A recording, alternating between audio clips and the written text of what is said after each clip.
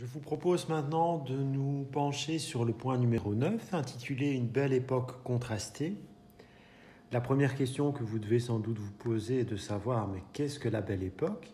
La belle époque, si vous voulez, c'est une période que l'on connaît dans l'histoire de Belgique, mais aussi en France, que l'on peut dater entre les années 1885 et 1914, soit à la veille de la Première Guerre mondiale. Retenez la belle époque, ça se termine avec le début de la Première Guerre mondiale en 1914.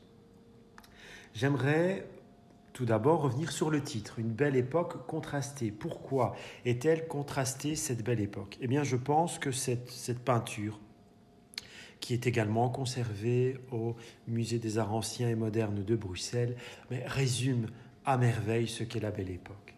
Nous allons essayer de l'analyser brièvement. Vous avez dans la partie gauche de cette œuvre les ouvriers. Alors les ouvriers, nous en avons parlé dans les vidéos précédentes. Vous savez maintenant que les conditions de vie et de travail de ces familles d'ouvriers, ces conditions de vie et de travail sont excessivement difficiles.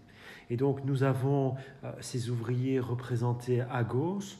C'est le titre de l'œuvre. Donc la scène se passe à l'aube, au petit matin. Donc ces ouvriers, eh bien, ils partent travailler et ils tombent nez à nez avec cette bourgeoisie qui a sans doute passé toute la nuit à profiter de la vie, à boire, à manger.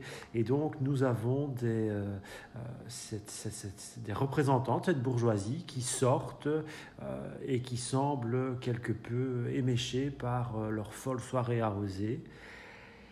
Et donc ces personnages font face aux ouvriers qui présentent une attitude digne, solennelle par rapport à ces représentants de cette classe nettement plus aisée. Et on voit la mère de famille qui semble les dévisager tout en rougissant, et on voit le père de famille à l'avant du groupe qui regarde peut-être même d'un air un peu gêné son enfant, ce petit garçon qui observe assez curieusement cette scène. Bon, on va pas appeler ça une scène de débauche, mais on en est quasiment là.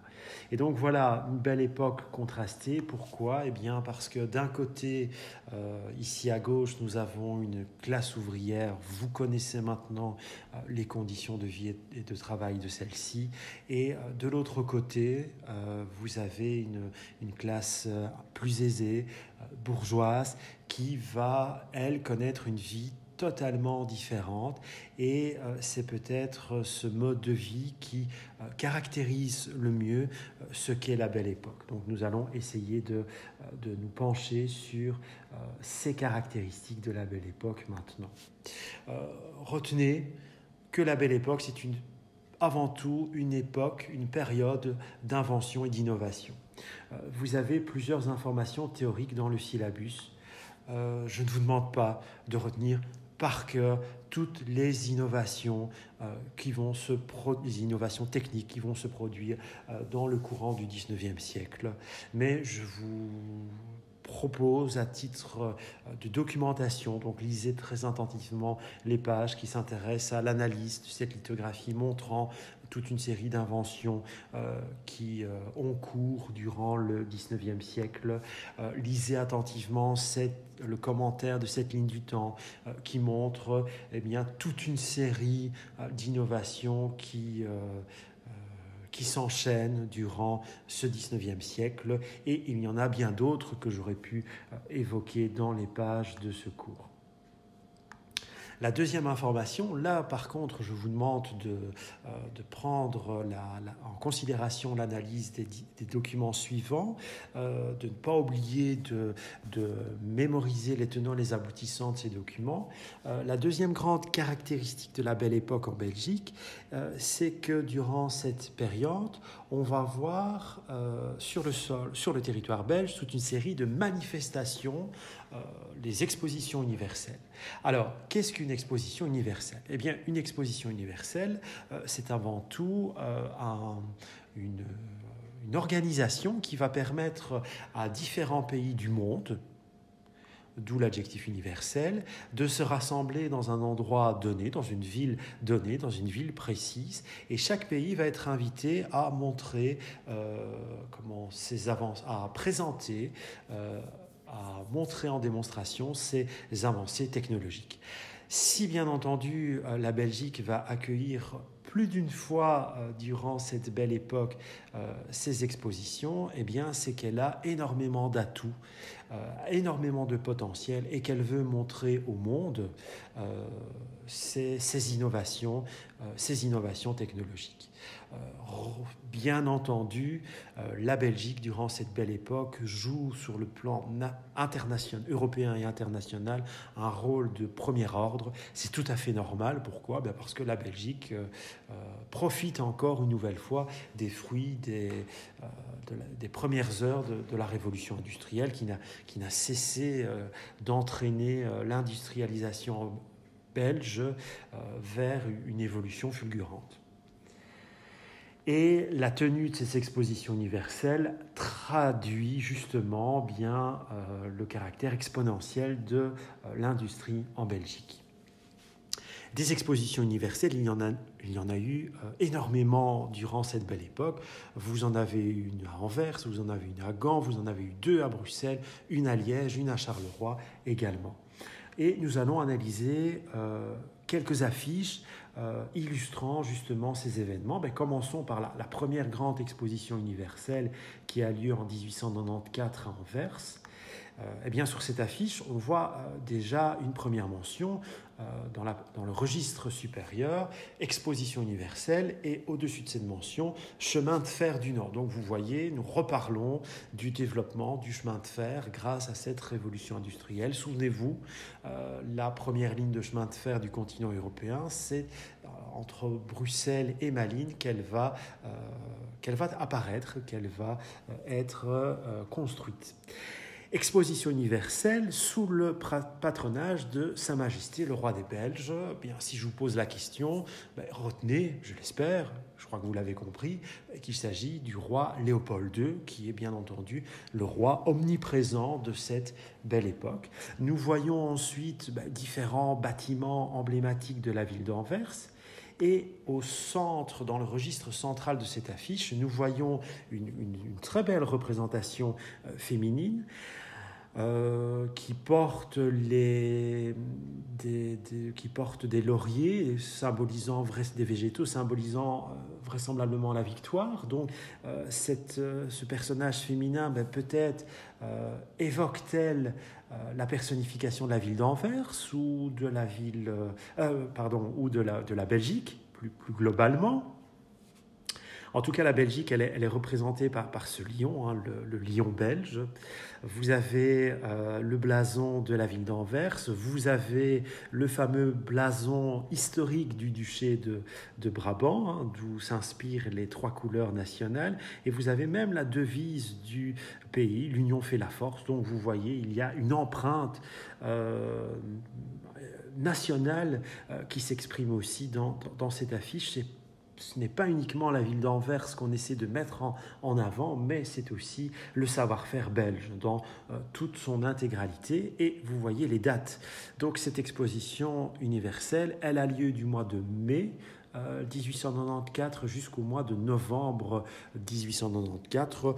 Globalement, on peut résumer, cette exposition, elle a lieu durant les mois de beau temps, si vous me permettez cette expression. Intéressons-nous maintenant à une autre affiche, l'affiche de l'exposition de 1905 qui s'est tenue à Liège. Donc c'est mentionné ici, Exposition universelle de Liège, d'avril à novembre 1905. 1905, pour l'histoire du Royaume de Belgique, c'est une date importante parce que c'est durant cette année que l'on fête le 75e anniversaire de l'indépendance nationale, 1830-1905. Donc vous voyez une nouvelle fois, l'exposition universelle se passe à Liège, mais il y a une empreinte nationale qui est réellement présente sur cette affiche. Et si nous analysons le registre centrale de cette affiche, et bien nous retrouvons une nouvelle fois un personnage féminin qui conserve dans la main gauche le blason de la ville de Liège. Et c'est très intéressant également à parcourir, à lire. Il s'agit des mentions des différentes particularités de cette exposition universelle de Liège, les différentes thématiques qui sont mises en avant, si vous voulez, par la Belgique et par la ville de Liège. Donc vous voyez, éducation et enseignement, industrie, électricité, agriculture, l'économie sociale, l'hygiène, l'assistance publique. Ce sont parmi ces différents thèmes, il y a des thèmes que nous avons déjà abordés précédemment. Le travail manuel de la femme va être mis aussi en avant, et petite particularité qui va nous permettre de nous lancer par après dans la découverte d'une autre thématique. Regardez, commerce, colonisation, armée de terre et de mer. Et la colonisation, fatalement, nous allons en parler parce qu'elle est également associée à l'histoire de Léopold II. Et nous avons aussi la mention de l'industrie liée à l'armement qui est mise en avant. C'est une chose que nous allons voir dans quelques instants ensemble. Dernière affiche pour une troisième exposition, l'exposition universelle de Charleroi en 1911. Donc vous voyez le caractère art nouveau que nous, art nouveau que nous pouvions voir encore transpirer dans l'affiche de 1905 de Liège.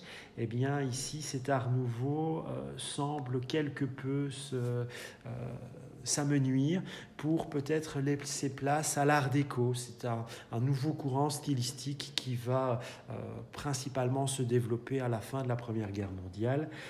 Bref, je vous passe les détails.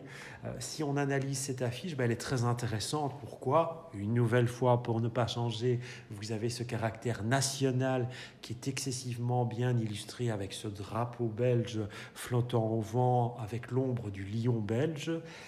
Voilà, c'est très lourd de sens, bien entendu. Et nous avons des personnages, un personnage portant le drapeau belge, vraisemblablement une représentation de la Belgique, et vous voyez le contact qui s'effectue au niveau des mains, la Belgique qui semble tirer vers l'avant, ou plus précisément vers la droite, par ce personnage tenant une victoire.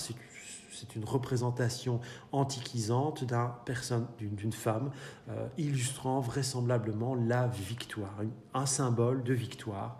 Et nous avons un troisième personnage, vous le reconnaissez peut-être, avec son casque ailé et ses chaussures ailées. Il s'agit d'un dieu de l'Antiquité, Mercure, qui est considéré dans la tradition antique comme le messager des dieux. Donc on a vraiment un lien très fort entre la réussite industrielle et un caractère quasiment divin. Et l'on voit à l'arrière-plan, bien une nouvelle fois, le paysage fortement marqué par l'industrialisation, bien en l'occurrence ici de Charleroi, comme on l'appelle, du Pays Noir. J'ouvre une parenthèse avant de quitter cette thématique. Vous avez dans le cours, dans le syllabus, une présentation de Raoul Warroquet, qui est un industriel emblématique de cette époque. Il est surtout connu dans la région du centre pour avoir habité à Marimont, mais on le rencontre encore aujourd'hui souvent dans l'histoire de bâtiments à Mons ou à Bruxelles. Voilà. Donc moi je vous invite à lire attentivement cette petite présentation biographique de Warroquet, mais de ne pas aller plus loin. Je n'aurai pas l'occasion, je ne tiens pas à vous poser de questions théoriques, purement théoriques sur ce personnage lors de nos futures évaluations.